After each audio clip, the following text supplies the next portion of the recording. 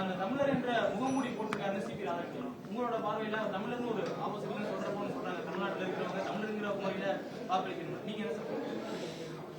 பாஜக RSS அமைப்புகளை சார்ந்த யாரும் இதுவரையில் மொழி அடையாளத்தை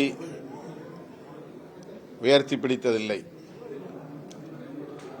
தங்களை தமிழர்கள் என்று அவர்கள் ஒருபோதும் பேசியதும் இல்லை, பெருமைப்பட்டுக் கொண்டதும் இல்லை. இந்த தேர்தலுக்காக அந்த முகமூடியை அணிந்து வருகிறார்கள். அதைத்தான் நமது முதலமைச்சர் அவர்கள் மிக தெளிவாக தொலைநோக்கு பார்வையோடு சுட்டிக்காட்டியிருக்கிறார். தனிநபர்கள் என்பதை தாண்டி தத்துவம் மேலானது. அந்த அடிப்படையில்தான் குடியரசு துணைத் தலைவருக்கான தேர்தலை நாம் அணுக வேண்டும் என்று சுட்டிக்காட்டியிருக்கிறார்.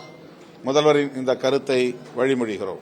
மாநில சுற்றுச்சூழல் ஆணையம் அந்த ஹைட்ரோ கார்பனுக்கு அனுமதி வழங்கிட்டு தமிழ்நாடு அரசு புதுசா ஹைட்ரோ கார்பனுக்கு எந்த அனுமதியும் வழங்காது அப்படின்னு தற்போது உத்தரவு போட்டிருக்காங்க. காலையில மாநில சுற்றுச்சூழல் ஆணையம் அனுமதி வழங்கினது. இப்ப அரசு அதை மறுத்திருக்கிறாங்க. அரசு ஹைட்ரோ கார்பன் திட்டங்களுக்கு அனுமதி வழங்கப்பட வாய்ப்பில்லை என்று மறுதளித்திருப்பது வரவேற்க தகுந்தது. தொடர்ந்து ஹைட்ரோ கார்பன் திட்டங்களுக்கு எதிராக மக்கள் போராட்டம் ஆங்காங்கே கடந்த காலங்களில் நடந்திருப்பதை நாம் அறிவோம்.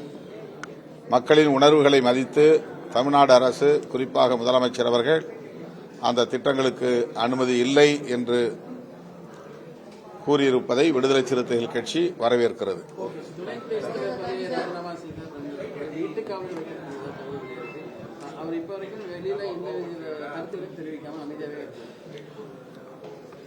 குடியரசு துணைத் தலைவர் ஜக்தீப் தன்கர் அவர்கள் வீட்டுக்காவலில் சிறை வைக்கப்பட்டிருப்பது அதிர்ச்சி அளிக்கிறது. அவர் தங்கியுள்ள இல்லத்தை சுற்றிலும் ராணுவ படையினர் சூழ்ந்திருக்கிறார்கள். வெளி உலக தொடர்பே இல்லாத அளவுக்கு அவரை முடக்கி வைத்திருக்கிறார்கள். இது ஜனநாயகத்திற்கு எதிரான ஒரு பாசிச நடவடிக்கை. அனைத்து தரப்பு ஜனநாயக சக்திகளும் இதனை கண்டிக்க முன்வர வேண்டும். எந்த கருத்தையும் அவர் சொல்ல முடியாத அளவுக்கு நெருக்கடிக்கு உள்ளாகியிருக்கிறார் என்பது கவலை அளிக்கிறது.